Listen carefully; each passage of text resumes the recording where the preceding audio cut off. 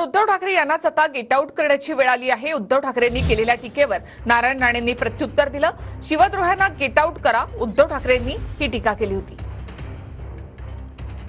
आज याच इथे छत्रपती शिवाजी महाराजांच्या साक्षीने हे जे शिवद्रोही सरकार आपल्या महाराष्ट्रामध्ये बेकायदेशीररित्या घटनाबाह्य पद्धतीने बसलेलं आहे, त्यांना आपण सांगितलं पाहिजे की get out of India, get out of India. आणि म्हणूनच आम्ही इथे जमलेलो आहोत।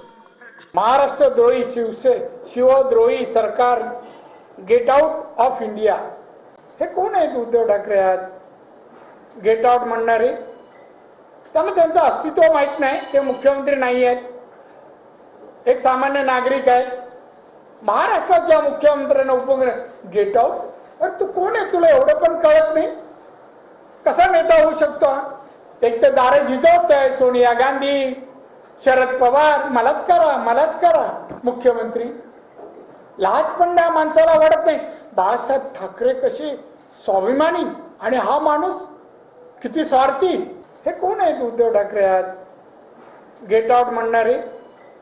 त्यांना त्यांचं अस्तित्व माहित नाही, ते मुख्यमंत्री नाही आहेत, एक सामान्य नागरिक आहे। महाराष्ट्राच्या मुख्यमंत्र्यांना उपमुख्यमंत्री गेट आउट? अरे तू कोण आहे, तुला एवढं पण कळत नाही? कसा नेता होऊ शकतो? एक तर दारे झिजवत आहे सोनिया गांधी, शरद पवार, मलाच करा मुख्यमंत्री।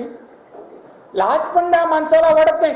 बाळासाहेब ठाकरे कसे स्वाभिमानी आणि हा माणूस किती स्वार्थी।